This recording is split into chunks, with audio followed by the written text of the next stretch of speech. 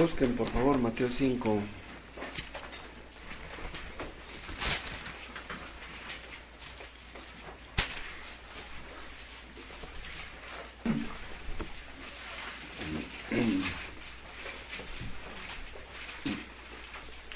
Empezamos en el versículo 38.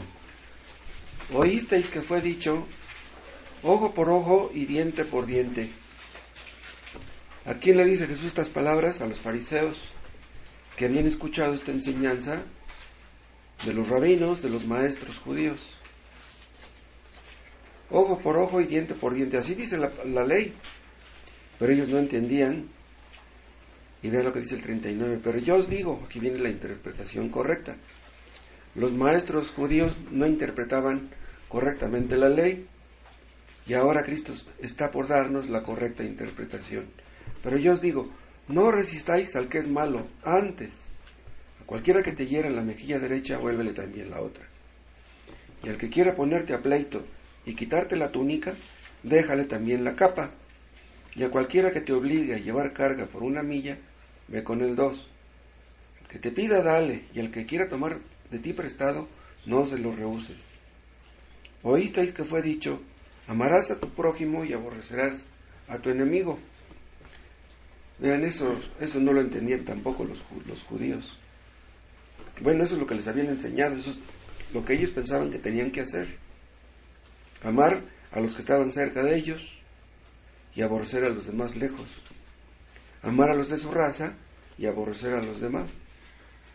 Dice, pero yo os digo, amad a vuestros enemigos, bendecid a los que os maldicen, haced bien a los que os aborrecen y orad por los que os ultrajan y os persiguen. ¿Para qué? Para que seáis hijos de vuestro Padre que está en los cielos, que hace salir su sol sobre malos y buenos y que hace llover sobre justos e injustos. Porque si amáis a los que os aman, ¿qué recompensa tendréis? ¿No hacen también lo mismo los publicanos? Y si saludáis a vuestros hermanos solamente, ¿qué hacéis de más? ¿No hacen también así los gentiles? Sed pues vosotros perfectos, como vuestro Padre, que está en los cielos, es perfecto. Hagamos una oración. ¿Dónde está Ricardo? ¿Se salió? ¿Nos diriges en una oración, por favor?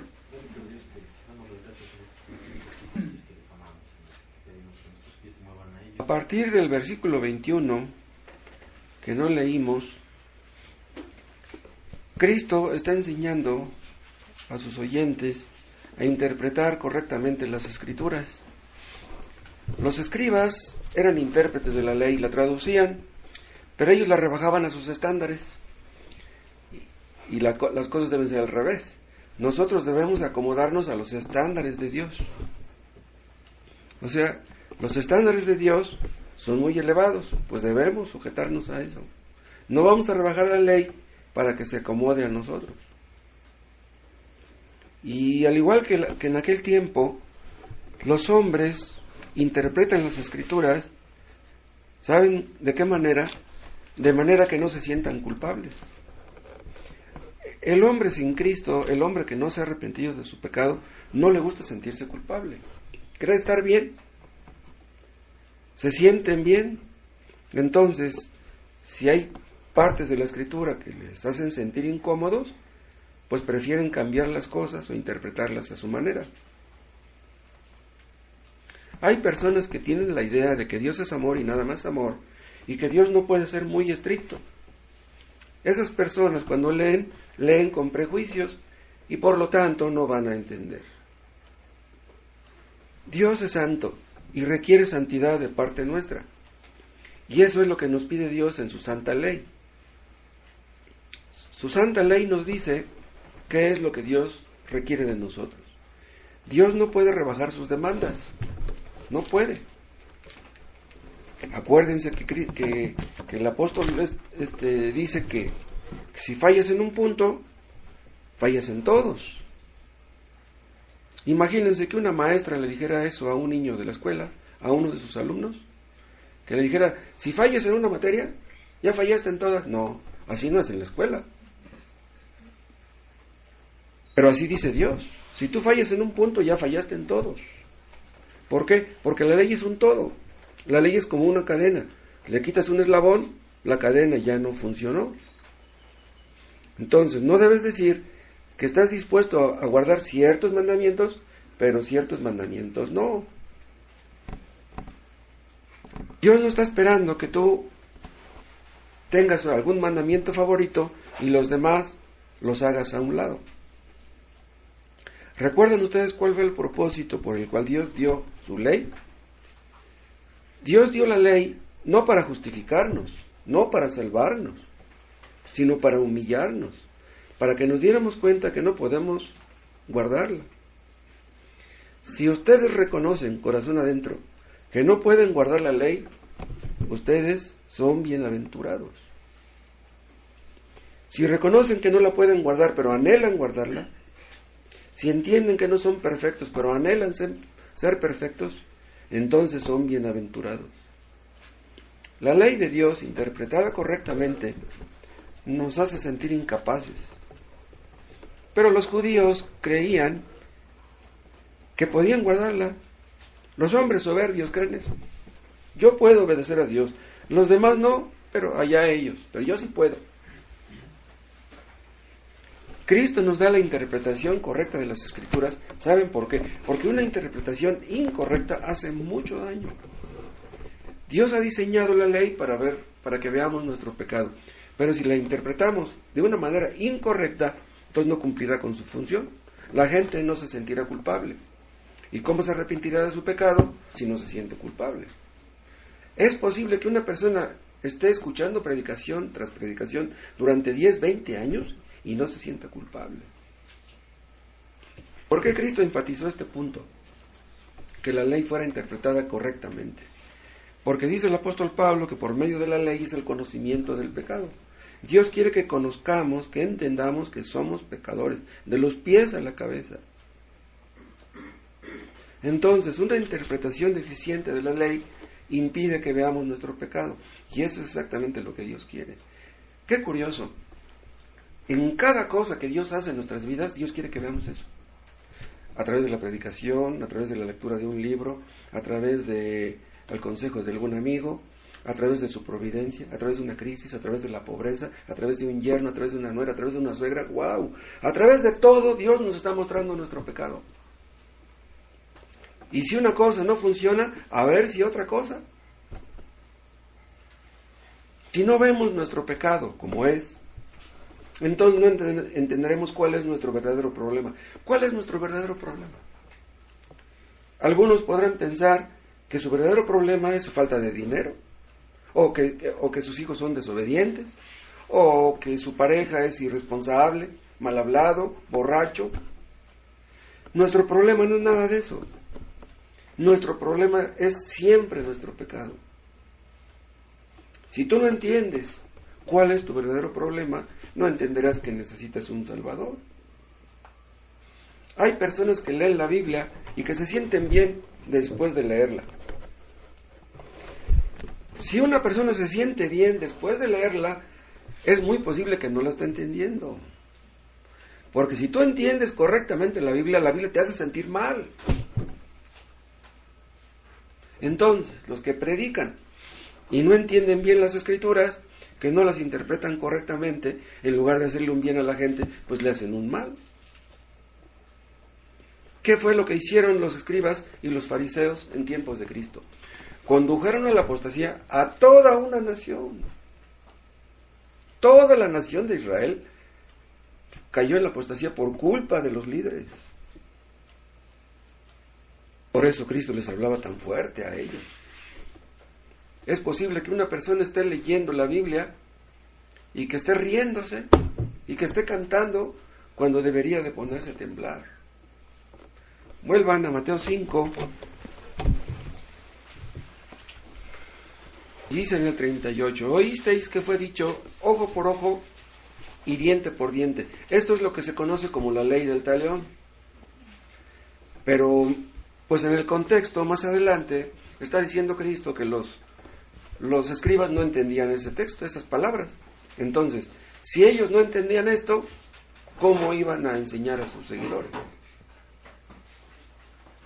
Lo que dicen estos versículos, desde el 38 hasta el 42, ha sido tergiversado por muchos.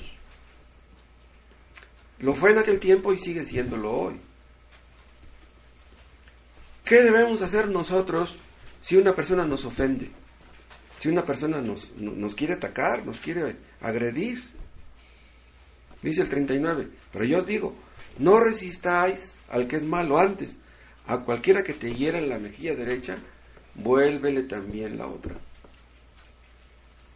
Si alguien quiere quitarme mi dinero, o mi casa, mi terreno, mi carro, ¿qué debo hacer? Dice el 40, y el que quiera ponerte a pleito y quitarte la túnica, déjale también la capa. ¿Qué significa esto? ¿Qué haré si una persona quiere abusar de mí? Dice en el 41, y a cualquiera que te obligue a llevar carga por 1 milla, ve con el 2. ¿Qué debo hacer con esas personas abusivas? Esas personas abundan. A menudo nos topamos con ellas. ¿Qué haremos si alguien quiere tocar nuestro dinero, nos pide prestado? ¿Qué dice en el 42? Al que te pida, dale. Y al que quiera tomar de ti prestado, no se lo rehuses, no se lo niegues. Pero así lo vamos a interpretar literalmente como está ahí escrito. Hay personas que les gusta abusar precisamente de los cristianos. O sea, dicen, no, si este es cristiano, entonces es un tonto, entonces voy a abusar de él, a ver si es cierto. Si una persona nos quiere atacar, ¿debemos defendernos? ¿Podemos defendernos? Aunque seamos cristianos, no nos gusta que nos vean la cara, entonces, ¿qué vamos a hacer? ¿Buscaremos vengarnos de esas personas?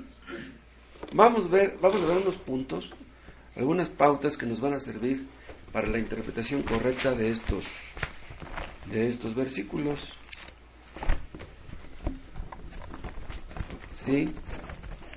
Vean, en primer lugar vamos a ver que aquí no hay un código de conducta para cualquier situación que se nos presente. Vean, tenemos que lidiar con la gente, tenemos que lidiar con el mal. Pero si ustedes se quieren basar en estos versículos para encontrar la solución para cualquier clase de problemas con la gente, no lo van a encontrar ahí. ¿Por qué? Porque alguno pudiera pensar, bueno, aquí dice claramente, no resistáis al mal. Otros traducen, no resistáis al que es malo. Entonces, no debemos resistir a los malos. Está claro y punto. Un escritor ruso famoso de hace muchos años, que se llamaba León Tolstoy, él creía que no deberían de existir ni la policía, ni el ejército, ni los magistrados, ni las cárceles. Él era de la opinión que resistir al malo no servía de nada. Si existían criminales, de nada se les ayudaba encerrándolos a la cárcel. Eso es lo que él creía. Ustedes saben que siempre han existido personas que se han opuesto a la pena de muerte. El argumento es que la pena de muerte no acaba con el crimen. Pero vean, las cárceles tampoco. Las cárceles no acaban con el crimen. Entonces no debería de haber cárceles tampoco. Pero en estos versículos que estamos estudiando, Cristo no se dirige a las naciones como tales, ni se está dirigiendo a los magistrados ni a los jueces. Se está dirigiendo a individuos en sus tratos con sus semejantes. Supongamos que quisieran atacar a México los cubanos, los de Guatemala. ¿Debemos poner la otra mejilla? Para no resistir a los extranjeros, vamos a poner la otra mejilla. Pues ya nos mataron unos cuantos chiapanecos. Pues vamos a mandarle unos oaxaqueños para que también los maten. Estos versículos no se aplican a los malhechores, a los que violan las leyes humanas. La Biblia nos dice qué tenemos que hacer en un caso y también en otro, como veremos. Tampoco hay aquí un catálogo, digamos, exhaustivo, ¿no?, de cómo debemos reaccionar cuando otros quieran perjudicarnos. Hay un principio que hay detrás del no matarás. Es uno de los mandamientos, ¿no? No matarás. Detrás de cada mandamiento hay un principio. ¿Qué cosa es? Es un principio. Algo que es el fundamento de donde pueden proceder muchas cosas. O sea, debemos analizar el principio y de ahí sacaremos un montón de implicaciones. Pero ¿qué decían los judíos? El mandamiento dice no matarás. Como yo nunca he matado, entonces yo estoy bien. O sea, no veían lo que hay detrás del mandamiento. Pero ¿qué cosas son los principios? Son nada más principios. O sea, no te conformes nada más con el principio. Tienes que ver lo que está detrás del principio. Cuando Dios dice no matarás, está dando a entender Dios que tiene un interés principal en cuidar la vida humana. A Dios le preocupa la vida humana. Y ese mandamiento nos enseña que no debemos ser resentidos, ni rencorosos, ni llenarnos de amargura. ¿Por qué? Porque esto afecta a la vida humana. ¿Cuántos problemas interpersonales por el resentimiento, por el rencor, por la amargura? Este mandamiento de no matarás prohíbe dar rienda suelta a la ira. ¿Se acuerdan? Hemos estudiado el tema de los 10 mandamientos en alguna ocasión. Pero no solamente se opone a la ira, se opone también a las palabras ofensivas, a las palabras hirientes. Entonces, si tú ofendes a tu prójimo, estás violando el sexto mandamiento. Y eso si te das cuenta de si lo estás ofendiendo o no. Eso no tiene que ver en el asunto. ¿Por qué? Porque el mandamiento va más allá de la letra siempre. Vean cómo la ley tenía sus implicaciones ocultas. Vean Deuteronomio, en el capítulo 25.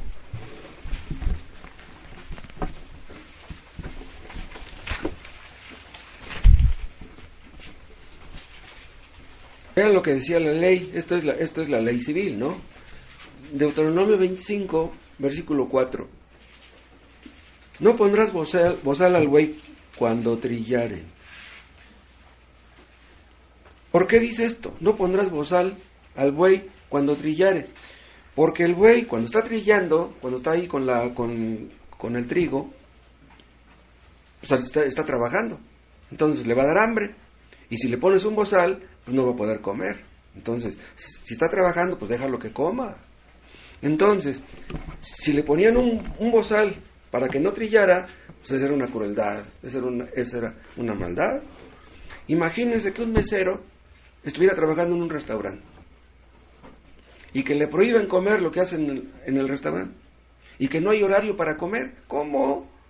Está trabajando en un restaurante y no le dan de comer. Esa sería maldad. Bueno, este texto, Deuteronomio 25:4, parece ser muy simple, parece ser muy sencillo. Pues no lo voy a poner el bozal al buey y punto.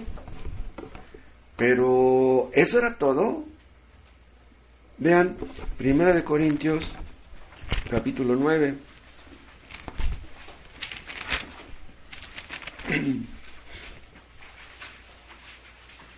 Primero de Corintios 9:4, vean lo que dice el apóstol Pablo. Contra los que me acusan, esta es mi defensa. Vean, acusaban a Pablo de aprovecharse de su cargo, ¿sí? O sea, como lo acusaban de ser un flojo. Este come a expensas de los cristianos. Dice, contra los que me acusan, esta es mi defensa. ¿Acaso no tenemos derecho de comer y beber? ¿No tenemos derecho de traer con nosotros una hermana por mujer, como también los otros apóstoles y los hermanos del Señor y Cefas? ¿Qué está diciendo aquí? ¿Todos los apóstoles tenían una esposa? Y si no tenemos derecho, está defendiéndose él, aunque sabemos que él no hizo uso de este derecho, porque él no se casó. ¿O solo yo y Bernabé no tenemos derecho de no trabajar? Normalmente Pablo no trabajaba, Bernabé tampoco, pero saben ustedes que en ocasiones Pablo se hacía sus chambitas. Pero normalmente él no tenía un empleo. Dice, ¿no tenemos derecho de no trabajar? Dice, ¿quién fue jamás soldado a sus propias expensas? ¿Quién sería un soldado que es soldado a sus propias expensas? Un soldado que tiene que trabajar aparte de ser soldado para comer, para mantenerse. Eso es absurdo. Si tú eres soldado, pues el gobierno te va a pagar. ¿Cómo vas a tener que tener tu chamba aparte? No puede ser. Dice, ¿quién planta viña y no come de su fruto? Si tú tienes un huerto, si tú tienes fruta ahí, pues tú vas a comer de lo que estás plantando. Dice, ¿o quién apacienta el rebaño y no toma de la leche del rebaño? Pues sí, tú tienes que aprovechar de eso. Y dice el 8, ¿digo esto solo como hombre? O sea, digo esto nada más humanamente o carnalmente. Dice, ¿no dice también esto la ley? Porque en la ley de Moisés está escrito, no pondrás bozal al buey que trilla. Y luego dice, ¿tiene Dios cuidado de los bueyes? Vean lo que está diciendo Pablo. Pablo está interpretando correctamente el texto de Deuteronomio 25:4. Entonces, si la ley dice, no pondrás bozal al buey cuando trillare, no se está refiriendo precisamente acerca de los bueyes. Claro, ese era el sentido primario, pero no más importante. Y dice el 10, o lo dice enteramente por nosotros. Bueno, esta palabra enteramente se puede malinterpretar. Porque si fuera enteramente o absolutamente por nosotros, entonces querría decir que a Dios no le importan los bueyes. ¿No le importa? Sí le importan. O sea, Dios lo hizo para proteger a los animales. O sea, a Dios no le gusta que los hombres sean crueles con los animales. Si tú vas a matar un pollo, córtale el pescuezo. No le hagas así, porque si lo haces así, lo haces sufrir. No. No seas cruel. O sea, mata al animal, pero que no sufra el pobrecito, ¿no? Te lo vas a comer y luego de pilón lo vas a sufrir. Dice, o lo dice enteramente por nosotros. Esta palabra enteramente debiéramos traducirla primordialmente. Dice, ¿tiene Dios cuidado de los bueyes? O lo dice primordialmente por nosotros. Dice, pues por nosotros escribió. En otras palabras, a Dios le preocupan más los hombres que los bueyes. Bueno, pues eso es lógico. Si a Dios le importan los animales, pues con más razón los hombres. ¿Para qué hizo Dios los animales? Para servicio de los hombres. Dios no hizo a los hombres para servicio de los animales, ¿no? Y dice al final del 10, porque con esperanza debe arar el que ara, y el que trilla con esperanza de recibir el fruto. Si nosotros sembramos entre vosotros lo espiritual, es gran cosa si segáremos de vosotros lo material. Bien, aquí habla Pablo del derecho que tienen los predicadores de ser sostenidos por la iglesia. Tienen derecho, están trabajando para Dios, pues Dios los sostendrá. Hay pastores que prescinden de su sueldo. ¿Por qué? Si un pastor tiene un trabajo, una buena pensión, y puede alternar su trabajo con el pastorado, si no se dedica al 100% del tiempo al pastorado, puede decir, ¿saben qué, hermanos? No me den ni un centavo. Yo con lo que gano estoy bien. Mi familia y yo estamos muy bien. Les agradezco, no necesitamos de su dinero. Qué bueno que en las iglesias se pudiera hacer eso. Pero desgraciadamente, pues, en muchos casos no se puede. Debemos entender cuál es el principio que hay detrás de un mandamiento y así sacar todas sus implicaciones, que pueden ser muchas. Pero esto no quiere decir que debemos alegorizar y buscar siempre mensajes donde no los hay. Porque hay algunos que de un solo versículo quieren sacar un montón de alegorizaciones, y eso no está bien. Por ejemplo, hay algunos que abren el libro de Daniel y leen ahí que lo lanzaron al foso de los leones, que estaban hambrientos, y dicen, no, eso no es posible. Daniel no existió. Ni hubo un foso, ni hubo algunos leones. Lo que significa es esto, pero están negando la realidad. Bien, si no hubo Daniel, si no hubo foso, si no hubo leones, entonces Dios es un mentiroso. Dicen que eso de Daniel en el foso de los leones debemos verlo como una alegoría. ¿Qué cosa es una alegoría? Pues hablar en sentido figurado, ¿no? Dar a entender una cosa por medio de otra.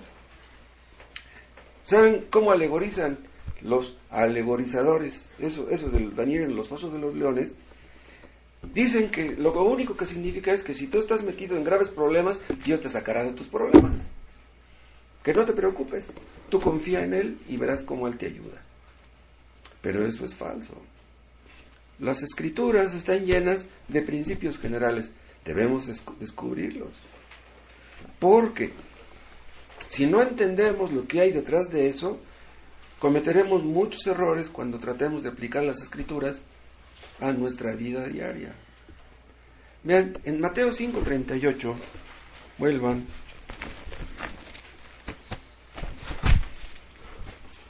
El Señor nos está hablando de un principio a través de 4 ilustraciones. Cuando te ofendan, cuando vayas a perder tus propiedades, cuando abusen de tus derechos o cuando te quieran quitar tu dinero. Ese es el principio, pero ¿qué hay detrás de esos principios? Porque alguno puede pensar, si aquí dice, al que te pida dale, bueno, pues si alguien te pide, pues dale, y punto, ya estás obedeciendo. Si alguien te pide prestado, no se lo niegues, porque ahí dice, no se lo niegues.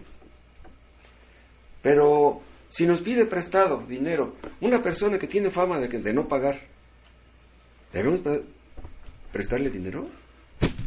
Si ya te debe desde hace años y no te ha pagado y te pide más, ¿debes prestarle? No. ¿Cómo? Imagínense que los bancos le prestaran dinero a la gente que no paga, quebraban los pobres bancos.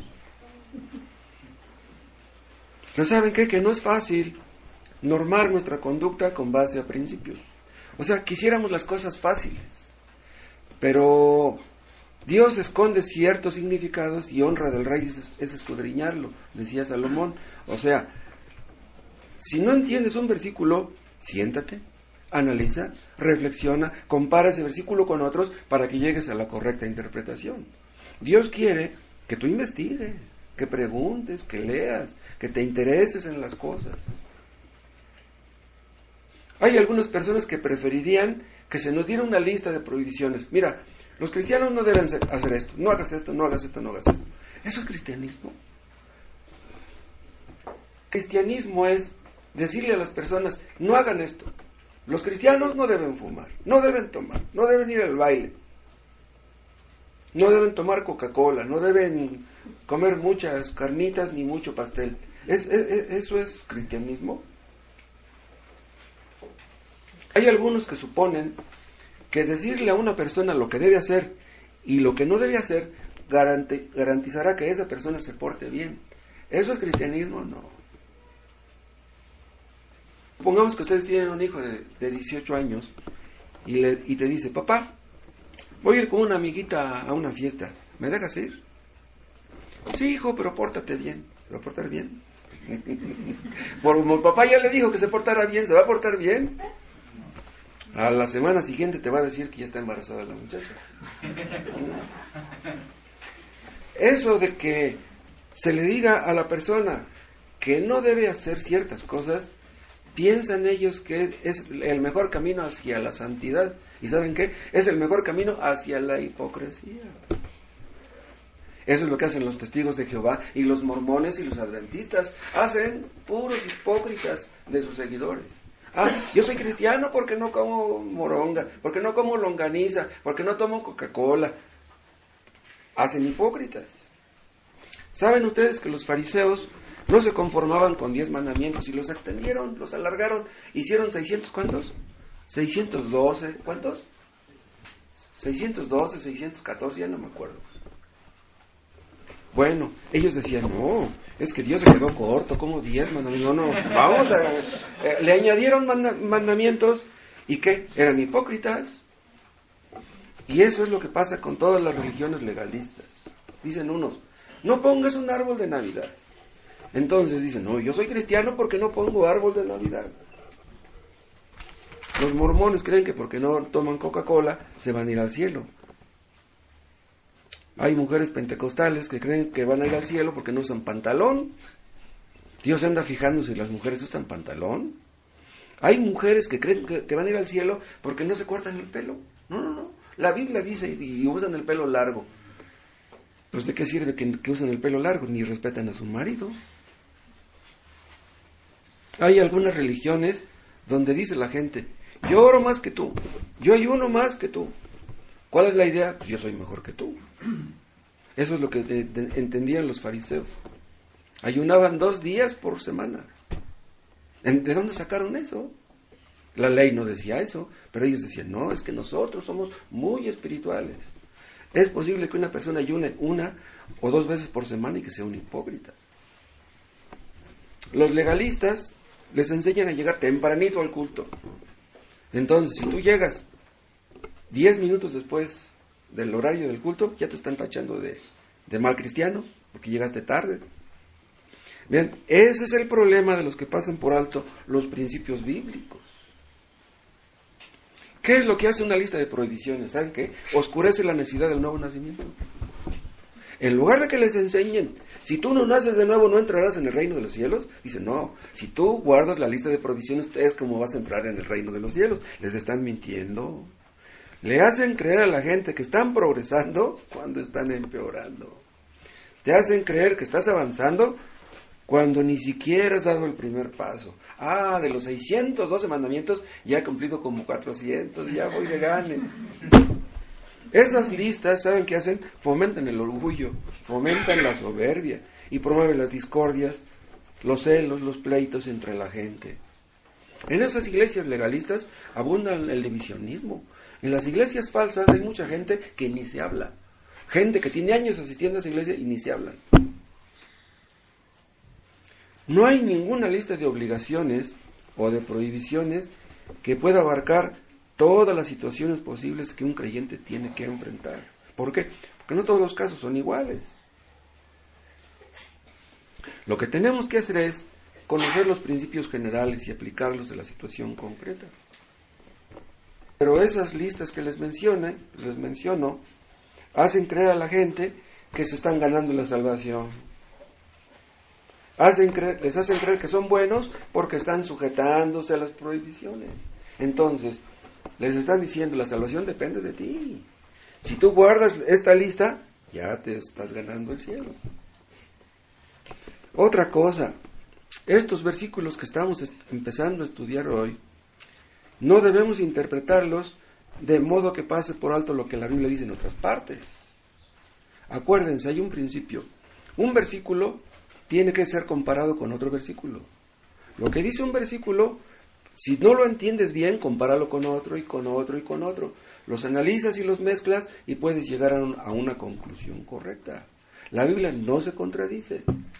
Si tú ves una aparente contradicción entre dos versículos, es una aparente contradicción, pero no lo es en realidad. Aquí en 5:38,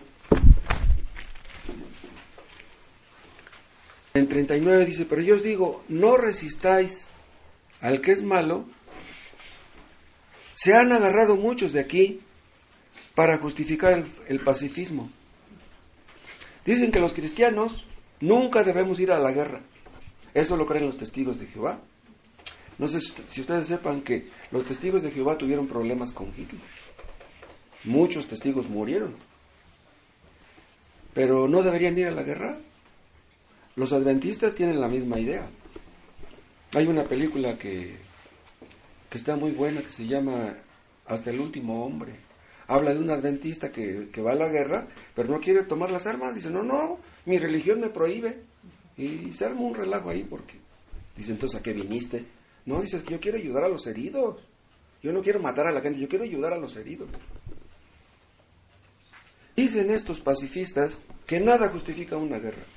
Dicen, sufre mucho la gente, mueren inocentes. Pero la Biblia no enseña eso. Vean Lucas capítulo 3.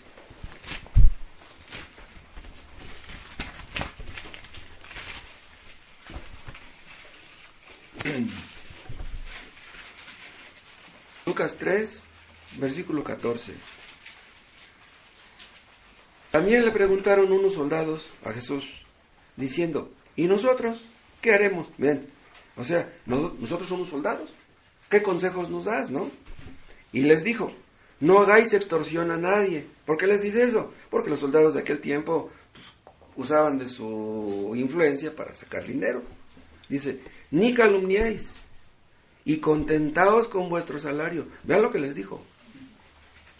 No les dijo, tienen que dejar esa chamba.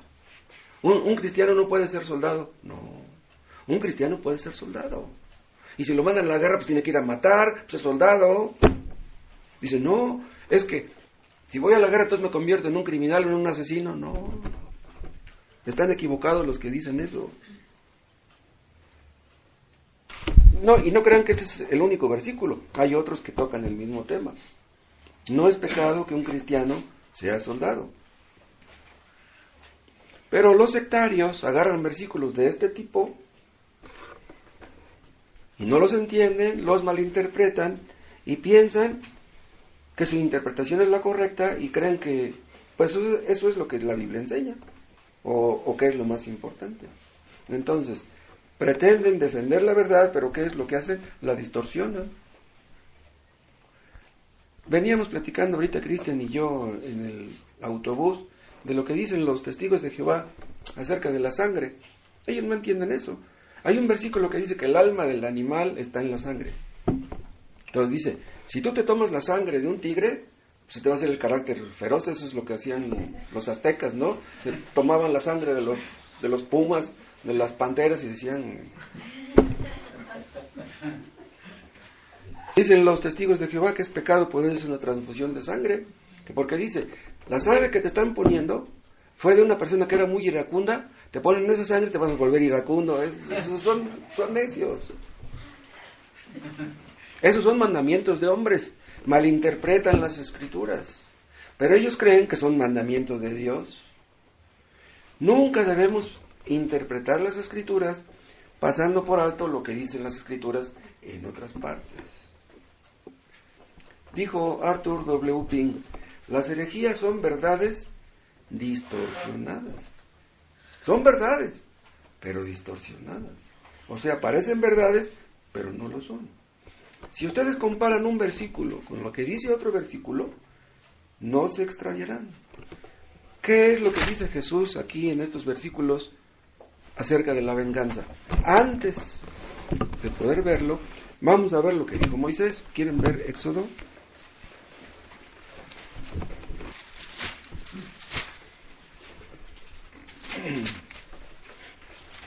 Éxodo 21.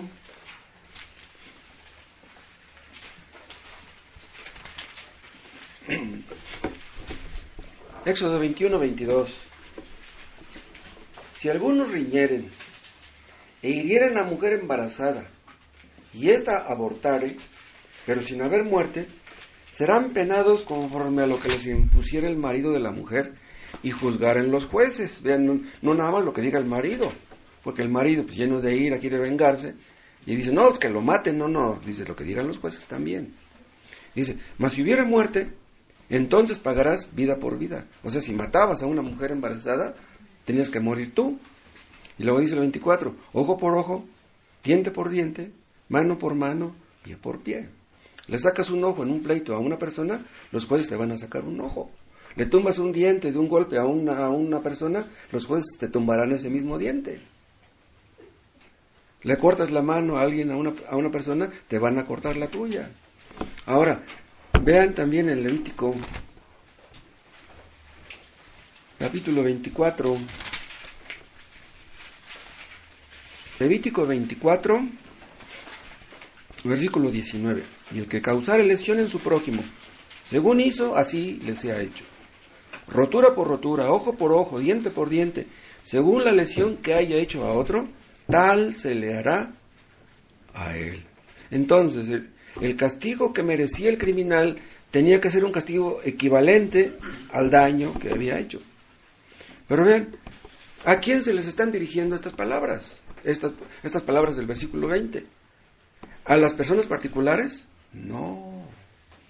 O sea, que si a uno le sacaban un ojo, él mismo tenía que sacarle el ojo al otro. No. Estas palabras iban dirigidas a los jueces. Pero los fariseos, los escribas, se agarraban de versículos como este para justificar la venganza. Y no solamente la justificaban, la alentaban, la promovían. ¿Qué es lo que tenía que hacer un juez? Bueno, un juez debe encargarse de hacer un juicio que sea imparcial, no ponerse de parte de uno ni de parte del otro. Los jueces no deben dejarse llevar por sus sentimientos. Incluso si uno de los implicados es su pariente, no, aquí olvídate que es tu pariente, tú haz justicia. Un juez siempre debe ser imparcial. Entonces, Moisés nunca alentó la venganza, nunca se puso de parte de la venganza. Más bien, ¿saben qué es lo que se proponía Dios con esto? Frenarla. No promoverla, sino frenarla. Tenemos la tendencia a querer defendernos si alguien nos agrede, a vengarnos por nosotros mismos, a guardar rencor. Si nos sentimos mal porque alguien nos ofende, quisiéramos que él se sienta igual como nos sentimos nosotros, que sienta lo que nosotros sentimos. Yo mencioné en una ocasión allá en esa que si una mujer cristiana tiene un marido que no es cristiano y le pega a su esposa, esa esposa por eso no va a buscar el divorcio. Y yo supe que más de alguna mujer se escandalizó por eso. Pero eso es bíblico. La única cosa que permite que una mujer cristiana pueda divorciarse es el adulterio de su marido. No hay ningún versículo que diga, si tu marido te pega, déjalo, o divórciate de él. No. Pero una mujer que recibe golpes de su marido, ¡qué tremendo es eso! Imagínense que le diga al pastor, ni modo hermana, este es el marido que Dios le dio, ora por él. Pero así es. Y si no nos gusta, pues ni modo. Hay dos opciones. Si tú tienes un marido que te pega, una de dos. O puedes perdonarlo, o puedes orar por él.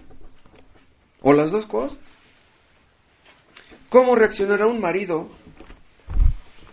que es agresivo, grosero, irresponsable, borracho? Si ve que trata mal a su mujer y ella lo perdona y lo trata bien, ¿cómo reaccionará él? ¿Cómo se sentirá él? Dice Pablo en Romanos 12, ascuas de fuego amontonará sobre su cabeza. Harás que se sienta mal. No puede ser, yo le pego a mi esposa, le doy poco dinero y aún así me tiene paciencia. Puedes denunciarlo. Si tu marido te pega, puedes denunciarlo. Vas ante la ley. Pero si vas ante la ley, las cosas pueden terminar mal, porque eso no garantiza para nada que las cosas vayan a terminar bien. Esta ley del talión ponía límites que de ninguna manera tenían que ser rebasados. O sea, si te sacaban un ojo, los jueces le sacaban uno, no podían sacarle los dos. ¿Cuál era el propósito de esa ley? Como les digo, desalentar la venganza y frenar el avance del mal. Vean, Deuteronomio, capítulo 19.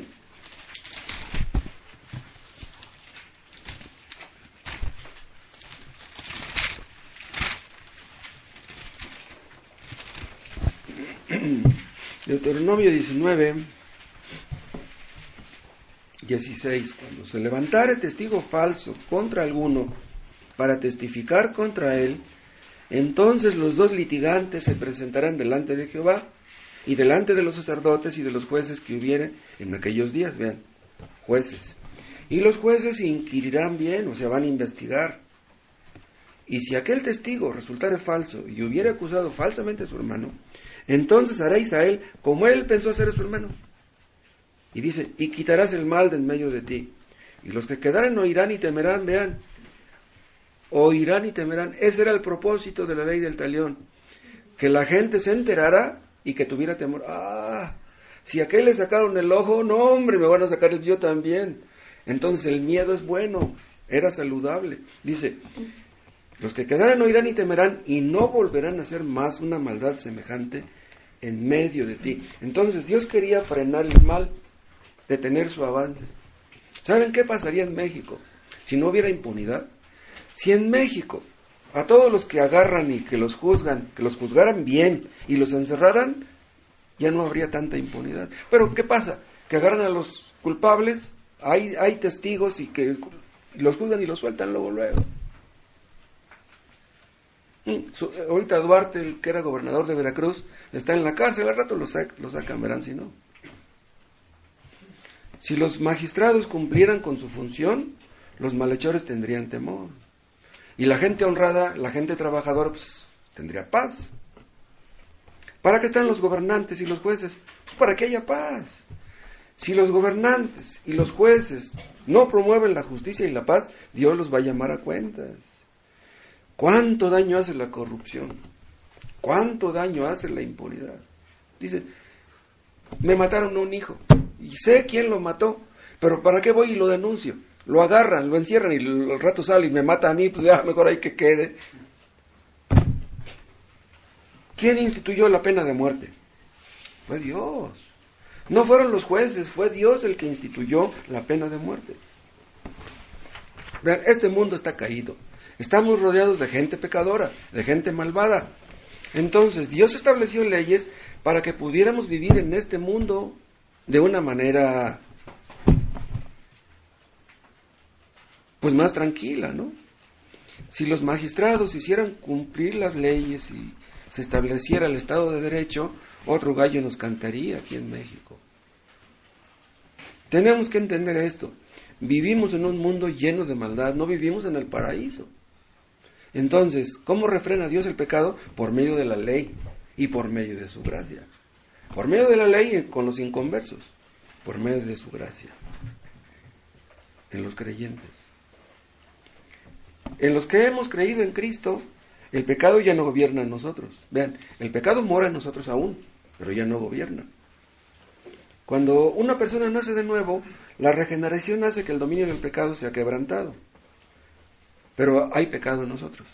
Va a llegar el día, después de que muramos, que iremos con Cristo y estaremos con Él para siempre. Y en el cielo ya nunca pecaremos.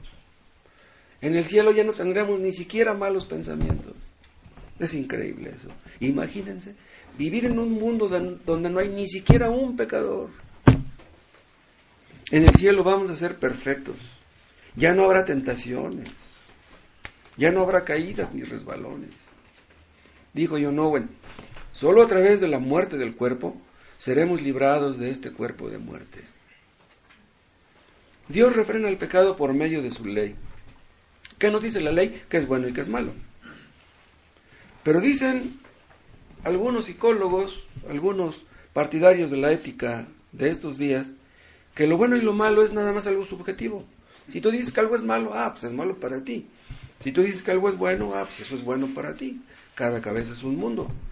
Pero nosotros no creemos eso. Nosotros creemos lo que Dios dice en su palabra. ¿Qué es lo que está mal? Lo que Dios dice que está mal. ¿Qué es lo que está bien? Lo que Dios dice que está bien. La ley civil que estamos leyendo aquí en Levítico y en Deuteronomio ya no nos rige a nosotros. Regía al pueblo de Israel, ya no a nosotros. La ley civil ordenaba que los adúlteros tenían que morir apedreados. Imagínense que apedreáramos ahora a los adúlteros. No, hombre. De los 120 millones que habemos no quedaríamos ni 20 millones. Ya no nos regimos por lo que dice la ley civil del Antiguo Testamento. Pero mentir, robar, adulterar, siguen siendo pecados. Lo mismo que hace miles de años. Los ladrones saben que robar es malo, pero díganme, ¿pueden dejar de robar? No pueden.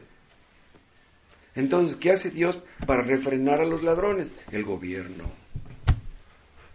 Dios usa el gobierno para refrenar el pecado de los hombres, el robo.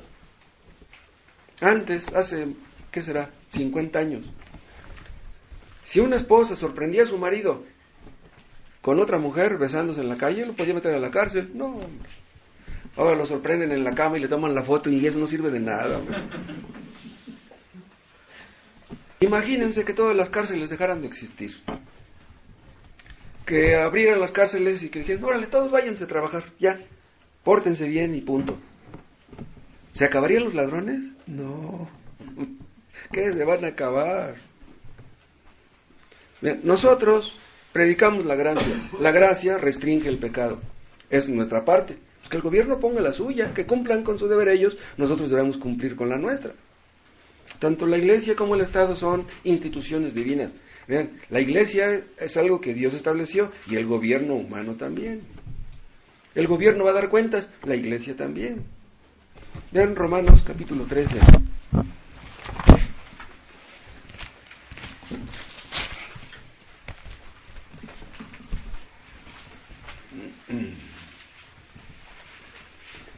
Romanos 13:1. Sométase toda persona.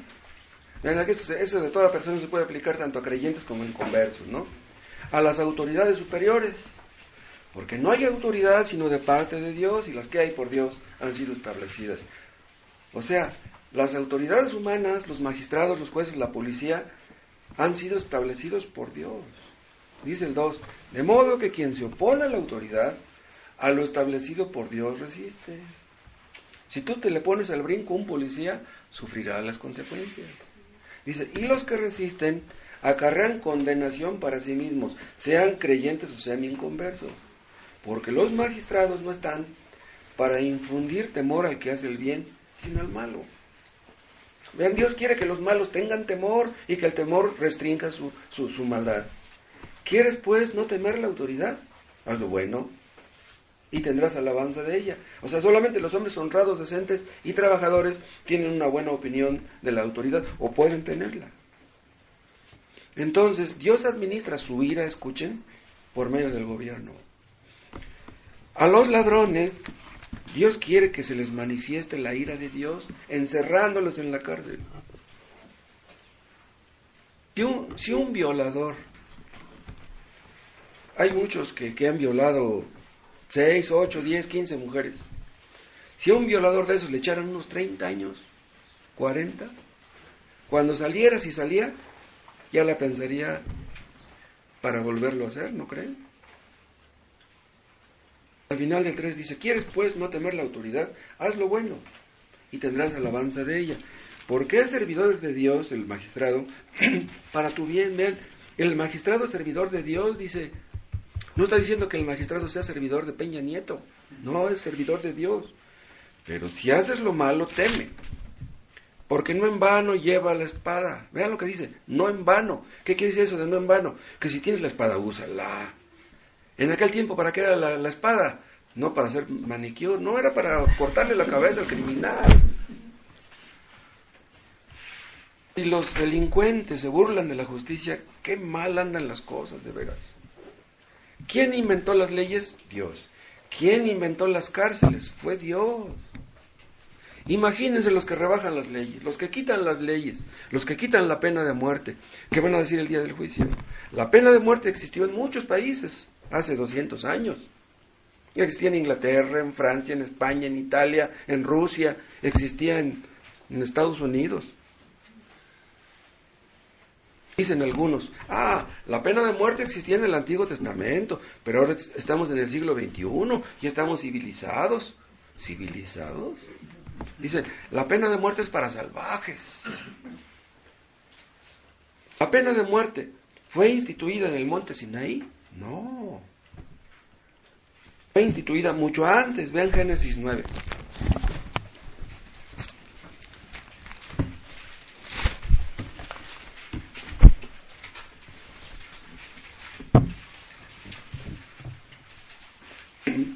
Génesis 9:5, porque ciertamente demandaré la sangre de vuestras vidas, de mano de todo animal la demandaré, y de mano del hombre, de mano del varón, su hermano demandaré la vida del hombre. Ven, aquí está la pena de muerte. El que derramare sangre de hombre, por el hombre su sangre será derramada. Vean, este hombre era el verdugo. El verdugo agarraba al criminal, ¡pum!, le cortaba la cabeza. ¿El verdugo se convertía en un asesino? No.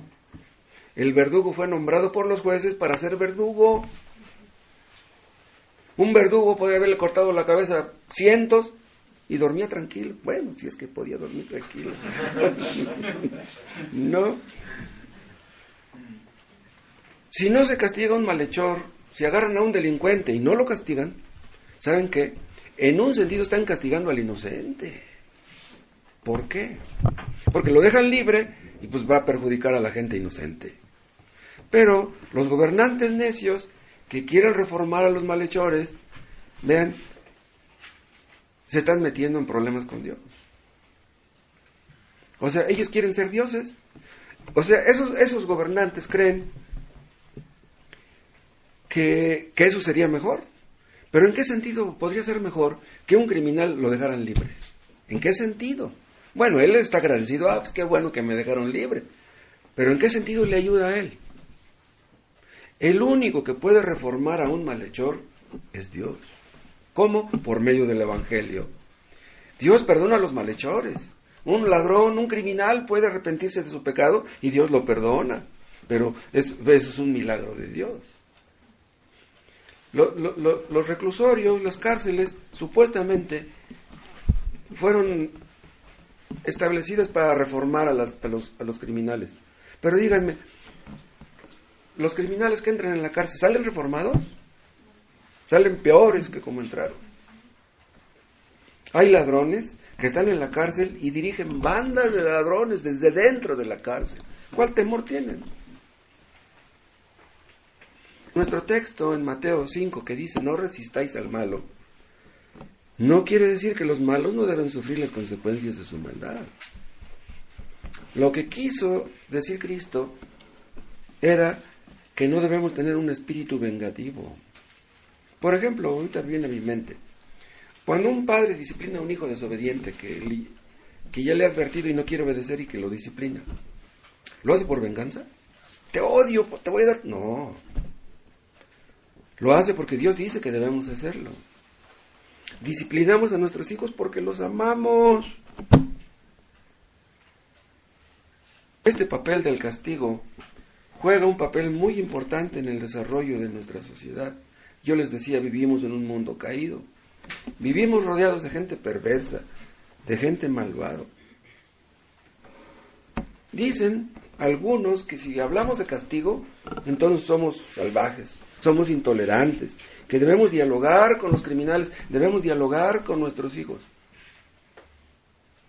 Muchos son de la idea que un padre nunca debiera castigar a un hijo. Y existen iglesias que enseñan que no se deben disciplinar a los miembros. ¿Saben qué dicen? No, si Cristo nos perdonó, debemos perdonarlos a ellos. Eso dicen. Pero ¿saben una cosa? Una sociedad sin castigos no puede permanecer. Ni una iglesia, ni una familia. Debe haber castigos. ¿Es una crueldad pegarle a un niño rebelde? ¿Es crueldad eso? Dicen, debes dialogar. Tú le dices al niño, hijo, tienes que obedecerme. ¿Y por qué? Porque soy tu padre. ¿Y qué? No te obedezco. Hijo, es que... ¿qué le vas a decir a un niño que te contesta así? Dios dice, no que es crueldad disciplinar a un niño. Dice que es crueldad no disciplinarlo. O sea, ¿quieres hacerle daño a tu hijo? No lo disciplines. Déjalo que haga lo que quiere. Ya lo echaste a perder. Los padres, las madres que nunca disciplinan a sus hijos es porque no los aman. No saben el daño que les hacen a sus niños, que nunca los disciplinan. Ahora, ¿nuestra disciplina hará que nuestros hijos sean convertidos? No, sabemos que no. Solamente Dios puede salvar a nuestros hijos. Solamente Dios puede convencerlos de pecado. Solamente Dios puede hacer que odien el pecado y amar la santidad. Solamente Dios puede engendrar hijos espirituales, nosotros no. Pero Dios ha dicho que somos responsables de criar a nuestros hijos en disciplina y amonestación del Señor. No solamente amonestación, disciplina también. Ahora, ¿nuestros hijos necesitan nada más disciplina y castigo? No, necesitan también amor y ternura. Necesitan las dos cosas. Vean, Proverbios 13.